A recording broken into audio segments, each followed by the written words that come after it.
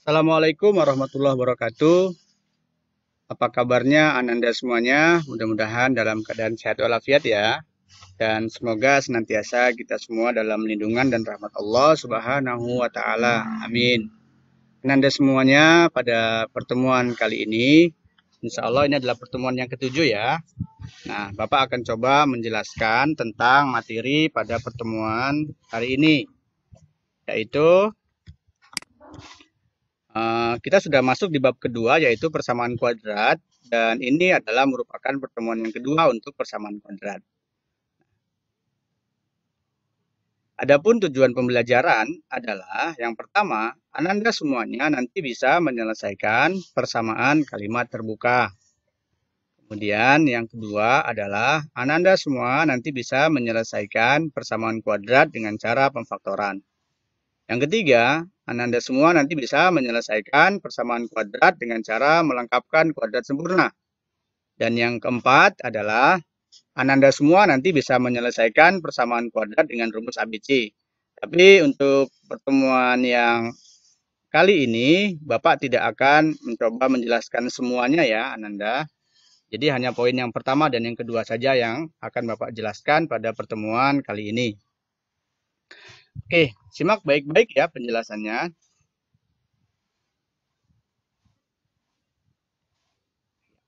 Kalimat terbuka PQ sama dengan 0. Yang pertama di sini ada konsep, kita memahami konsep terlebih dahulu di sini. Jika Q tidak sama dengan 0, berapakah pengganti P agar PQ itu sama dengan 0 dan menjadi benar? Maka kita bisa menjawabnya P itu harus sama dengan 0. Kedua, jika P tidak sama dengan 0, berapakah pengganti Q agar PQ sama dengan 0 menjadi benar? Kebalikan yang nomor 1. Maka kita bisa menjawabnya bahwasanya nilai Q itu harus sama dengan 0. Yang ketiga, jika P sama dengan 0 dan Q sama dengan 0, apakah PQ sama dengan 0 menjadi benar? Maka kita juga bisa menjawabnya iya. 3 poin ini kita bisa menyimpulkan secara umum untuk sembarang bilangan real P dan Q itu akan selalu berlaku. Perhatikan konsep di sini. Jika P, Q elemen bilangan real, ulangi, jika P dan Q itu adalah bilangan real dan PQ sama dengan 0, maka kita bisa menyimpulkan bahwasanya nilai dari P itu sama dengan 0 atau Q sama dengan 0. Ini konsepnya ya. Ulang sekali lagi, jika PQ itu adalah bilangan real dan PQ sama dengan 0, maka P-nya sama dengan 0 dan nilai dari Q juga sama dengan 0. Jadi salah satunya ya, bisa P-nya yang 0 atau Q-nya yang 0. Oke, mudah-mudahan paham sampai di sini. Kita lihat contoh. Tentukan penyelesaian dari 2x dikali 2x kurang 3 sama dengan 0. Nah, di sini kita bisa kembali ke bentuk umum tadi, bahwasanya 2x itu sama dengan P, sedangkan yang 2x kurang 3 itu sama dengan Q. Nah, kemudian kita langsung saja menuliskannya, bahwasanya 2x itu sama dengan 0, atau 2x kurang 3 sama dengan 0. Nah, ini konsep yang tadi ya, P-nya sama dengan 0, atau Q-nya sama dengan 0. Kemudian kita bisa menyelesaikannya menjadi X sama dengan 0 dibagi 2 sama dengan 0. Kemudian di sini 2X sama dengan 3, yaitu dari 0 tambah 3. 2X sama dengan 3. Kemudian X sama dengan 3 per 2. Maka kita bisa menyimpulkan bahwasannya penyelesaian dari soal yang pertama ini adalah X1 sama dengan 0 dan X2 sama dengan 3 per 2. Bagaimana Anda semuanya? Paham ya? Oke, baik. Kita lanjut yang berikutnya. Menyelesaikan persamaan kuadrat dengan pemfaktoran.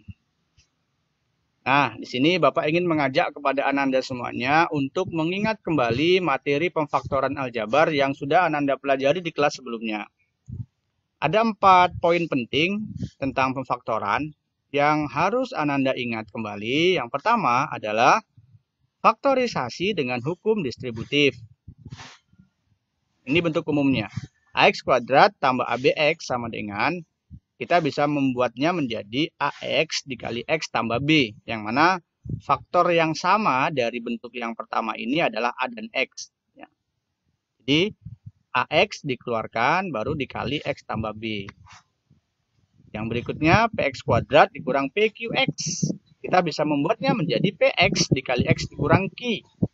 Mana di sini faktor yang sama adalah P dan X. Yang kedua adalah faktorisasi selisih dua kuadrat. Untuk umumnya X kuadrat dikurang Y kuadrat sama dengan X tambah Y dikali X dikurang Y. Oke. Yang ketiga adalah faktorisasi bentuk AX kuadrat tambah BX tambah C. Dengan A-nya sama dengan 1.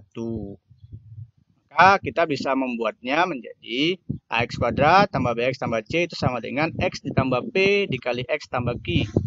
Perhatikan keterangannya di sini, di mana C itu sama dengan P dikali Q dan B itu sama dengan P tambah Q. Atau dengan bahasa mudahnya begini, perhatikan. Faktor dari A ini dikalikan dengan C, faktor dari A dikali C yang jumlahnya adalah B. Ya, jadi konsep di sini yang perlu Ananda pahami adalah faktor dari A dikali C yang jumlahnya B. Oke, itu yang ketiga. Poin yang keempat adalah faktorisasi bentuk AX kuadrat tambah BX tambah C dengan A-nya tidak sama dengan 1. Nah, ini sama untuk poin yang ketiga.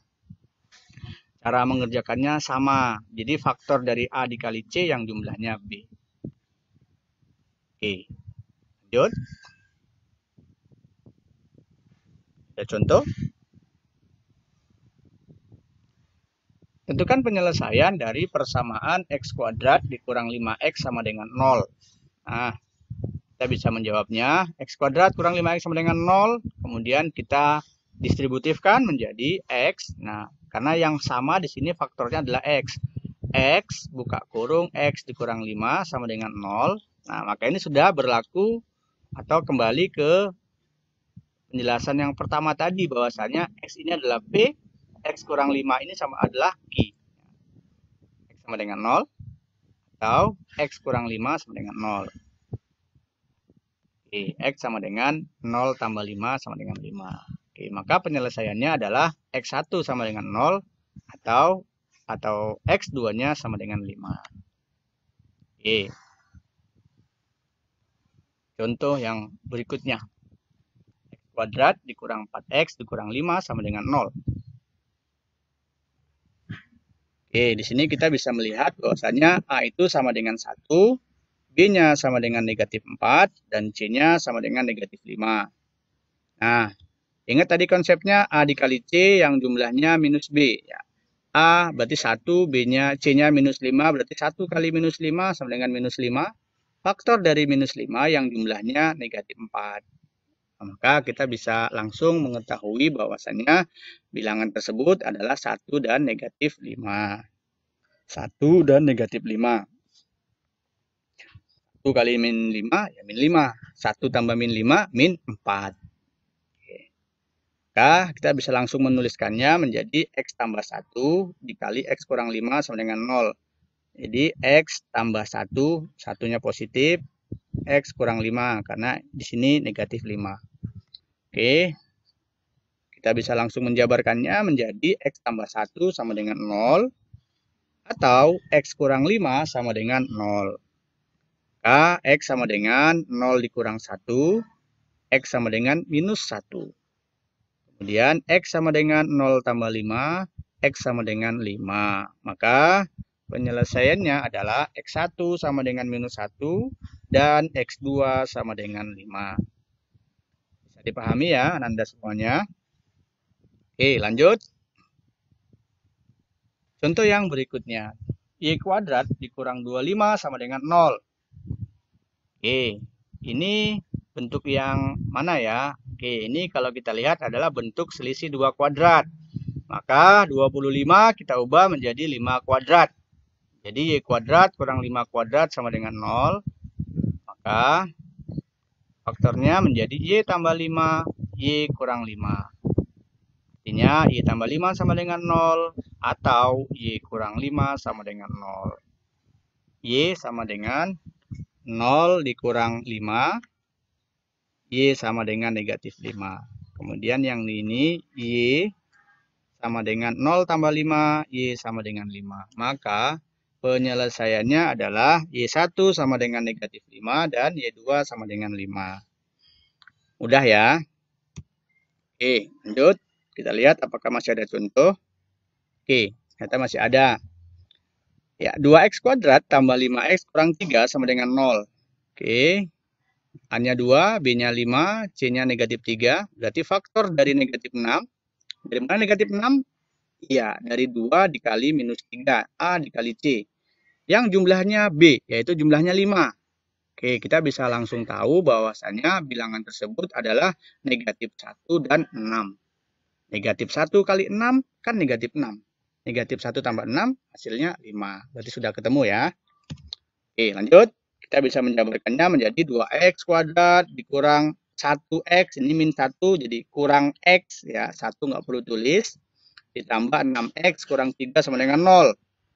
Nah, maka ini ya, ini dua bagian ini kamu distributifkan. Nah, menjadi begini. X dikali 2x kurang 1. Jadi yang ini kamu distributifkan menjadi x dikurang 2x kurang 3. Dan yang 6x kurang 3 kamu distributifkan juga menjadi 3 buka kurung 2x kurang 1. Nah, Ananda perhatikan di sini ya. Di sini harus sama. 2x kurang 1, 2x kurang 1. Agar yang Ananda kerjakan nantinya benar. Oke, langkah berikutnya kita bisa menuliskannya menjadi 2x kurang 1 dikali x tambah 3 sama dengan 0. Kemudian 2x kurang 1 sama dengan 0. Atau x tambah 3 sama dengan 0. 2x sama dengan 0 tambah 1. 2x sama dengan 1. Berarti x sama dengan 1 per 2. Atau yang ini x sama dengan 0 kurang 3. X sama dengan negatif 3. Maka penyelesaiannya adalah X1 sama dengan 1 per 2 dan X2-nya sama dengan negatif 3. Paham ya? Oke, ini ada cara lain untuk soal yang tadi. Faktor dari min 6 tadi yang jumlahnya 5 adalah min 1 dan 6. Maka kita bisa menuliskannya menjadi 2x kurang 1, 2x tambah 6. Kemudian yang 2x tambah 6 ini kamu bagi 2. Ya, bagi 2. Kenapa dibagi 2? Karena tadi koefisien dari si x kuadrat atau nilai A-nya adalah 2. Makanya harus dibagi 2. Kalau nanti A-nya 3, maka dibagi 3. Kalau A-nya 4, dibagi 4 dan seterusnya. Tergantung berapa koefisien dari x kuadrat atau berapa nilai A-nya. Untuk cara yang ini ya. Oke. Maka hasilnya 2x kurang 1, x tambah 3. 2x bagi 2, x. 6 bagi 2, 3. Sama dengan 0. 2x kurang 1 sama dengan 0 atau x tambah 3 sama dengan 0. 2x sama dengan 0 tambah 1, x sama dengan 1 per 2. X sama dengan 0 kurang 3, x sama dengan minus 3. Maka hasilnya sama, yaitu 1 per 2 dan negatif 3. Oke, mudah-mudahan Ananda semua bisa memahami dengan baik apa yang Bapak sampaikan untuk pertemuan kali ini. Kita ketemu pada pertemuan yang berikutnya. Terima kasih. Assalamualaikum warahmatullahi wabarakatuh.